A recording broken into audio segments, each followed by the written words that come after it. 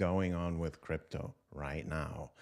Man, this looks like, you know, we were trying to buy the dip so many times only to see it's dipping again, and it seems like there is no bottom in sight. I'm Blockchain Bernie, broadcasting live from sunny San Diego. What is going on with crypto? In this video, we're going to talk about what are the reasons, what's behind all those news, so many hacks going on, so many scams going on, SBF arrested, all these type of things. Does that mean it's the end of crypto? What is the reasoning behind these endlessly falling prices? Will it ever end? Has still crypto, has it lost its, its attraction? Will it never be mass adopted? All these questions, that's what we're going to talk about today. So make sure you watch this video all to the end. So let me show you. I mean, the first thing to look at is like zoom out. Yeah. So when there's so much noise, so many new information, every day, things are going on. Another hack, another scam, everything. The best thing you do is sit back, take a deep breath, and try to look at things, zoomed out. Try to figure out yourself being 1 year from now, 3 years from now, 5 years from now, looking back to today, and try to do that view and see things from a macro perspective. So all we can do now, obviously, we cannot look into the future, right? But every investment is a bet on the future. And, everything I say in this video is not financial advice. It's not investment advice. I'm not a financial advisor. Do your own research.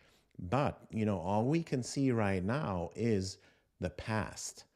So we can look into the past and see what happened over the last 12 months and try to figure out why it happened and take some hints for future developments.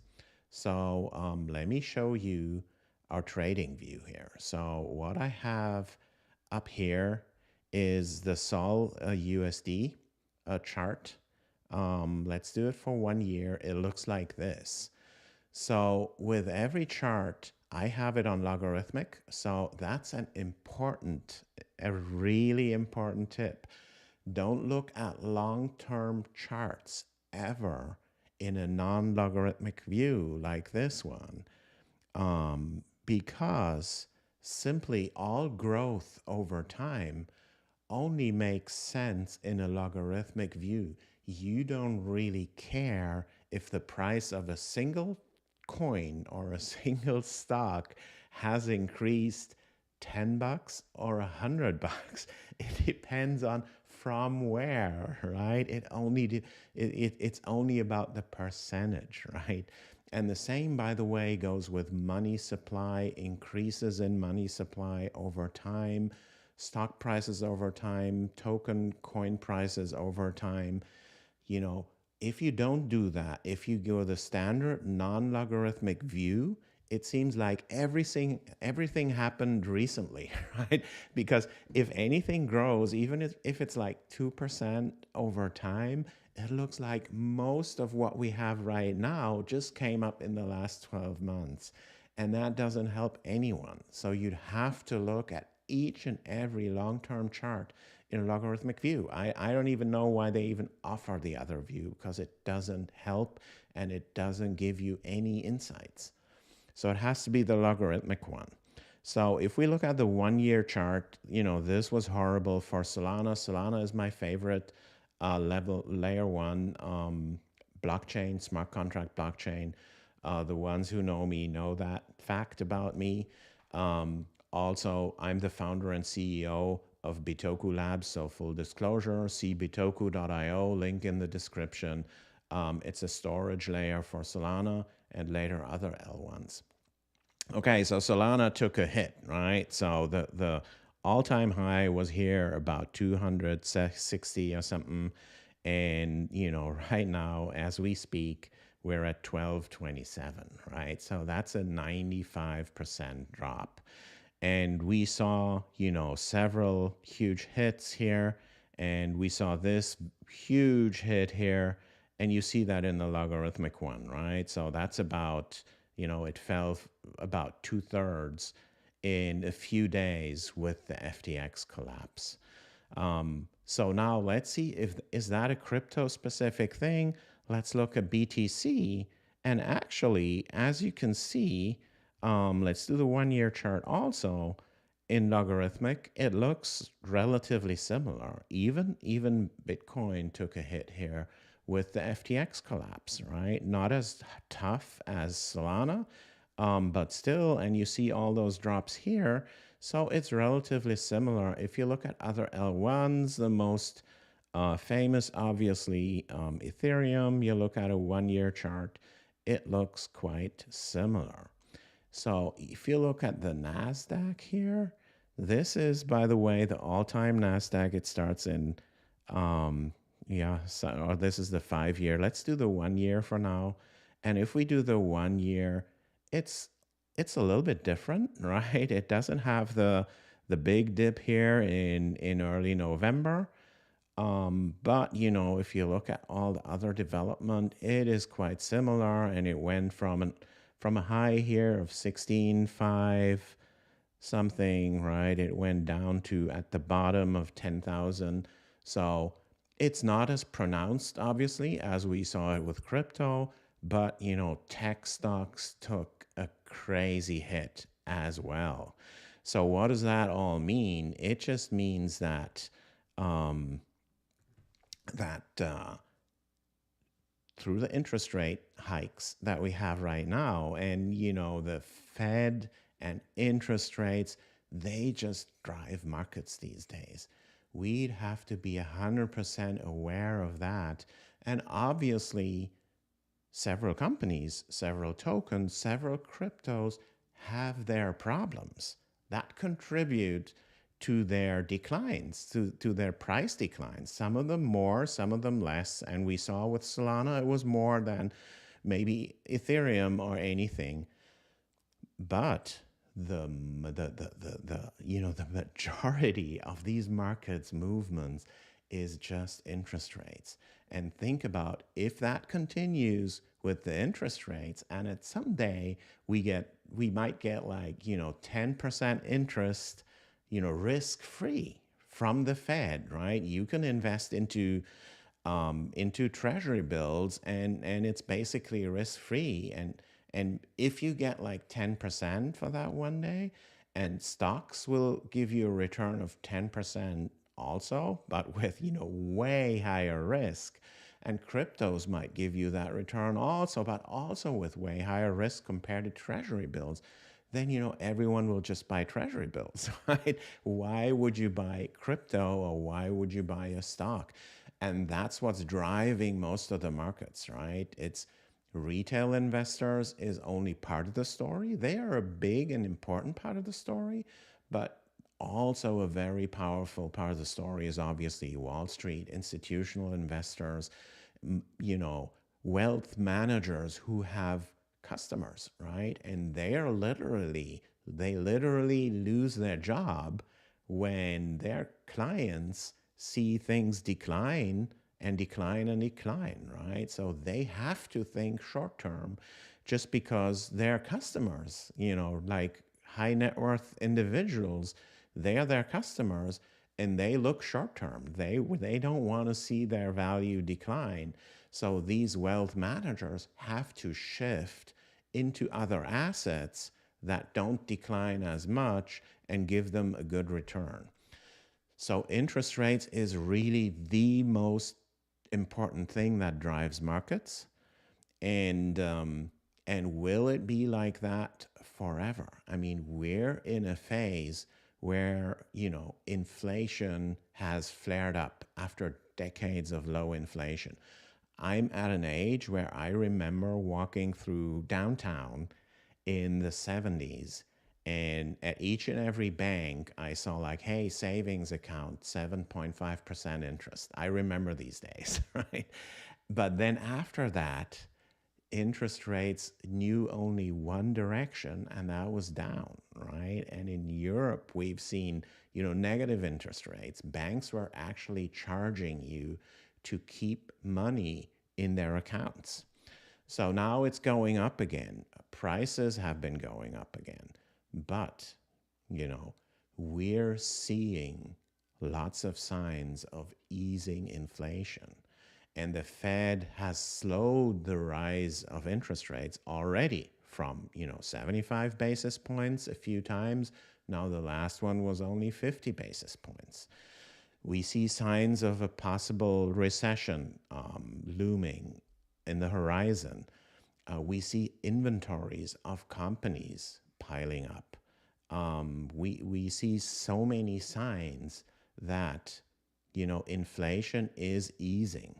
We see the Fed still using aggressive language because, understandably, the Fed is worried if they take the foot off the gas too early, everyone thinks like, oh, it's already over. We can get back to old habits, and inflation might flare up again and again, as we've seen in the past. So I think personally they're doing a great job of, not not taking the foot off the gas too early, right? They are still raising interest rates, but signs are piling up that inflation is easing. And already the increases that they're doing, they have already peaked. And we're talking of not many more rises and not many more increases in the interest rates, and they will come down again. And the kind of slowing effect that the Fed wanted to have on the economy, it's already happening. So with all the history that we see, and we can look back so many times when the Fed raised interest rates and when we were at inflation, the moment it sounded like we can, the increases have peaked and we might get slower increases. And then at some point we might not increase at all. And then we might go down again. But the moment, we have that inflection point from super high rising interest rates and then, ebbing off a little bit, that was the turning point in prices, in asset prices. And now with tech stocks and crypto, they are in the same boat, right? They are kind of high risk and they have most of their returns quite far out in the future. So that means if we discount the interest rate, we have to discount it over many years. So that's why their prices come down more than less risky assets, right? So, but if we look at crypto in general and its potential, it's obvious, if you really look at it, from a long-term perspective, it is so obvious that it still has all its potential, right? And especially blockchain with smart contracts. And in my opinion, smart contracts need a storage layer. They don't have it yet. So that's, of course, about my own company, Bitoku. Please see it in the description below. Read about Bitoku and our light paper. The whole potential is still there. We can rebuild the whole world on Web3. Everyone still wants to become autonomous. We less and less want to be directed in our life through authorities that claim to know everything better. And actually, the downfall of FTX is the best example of that. It was a centralized organization. It was not on chain. It was just, offering tokens and coins. But, if it shows anything, is that we shouldn't give too much power to centralized organization. And it seems like their management was highly centralized also. It was just SBF and a few of his pals that made all these decisions, right? And by the way, Representative Tom Amers has made a great statement about that. So he really understands crypto, and that's a great step forward. So all the potential is still there. It's just now tech stocks and crypto are available at a discount, at a steep, steep discount. And obviously, nobody can tell will it go down even more. I personally believe that there will be some event in the near future that is like that will drive everyone that hasn't capitulated yet to capitulate, and then it will be another fast drop, like 20, 30, maybe even more percent. But that will then come up real soon again, because then everyone's out that might be driven by fear of short-term events and stuff like that. And once all the sellers and potential sellers are out, they all need to be driven out.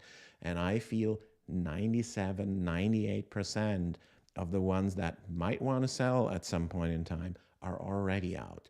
But I feel most probably there will be some event and it will go down like a V, and it will be coming up like a V within a matter of weeks. And from there, it'll go up again.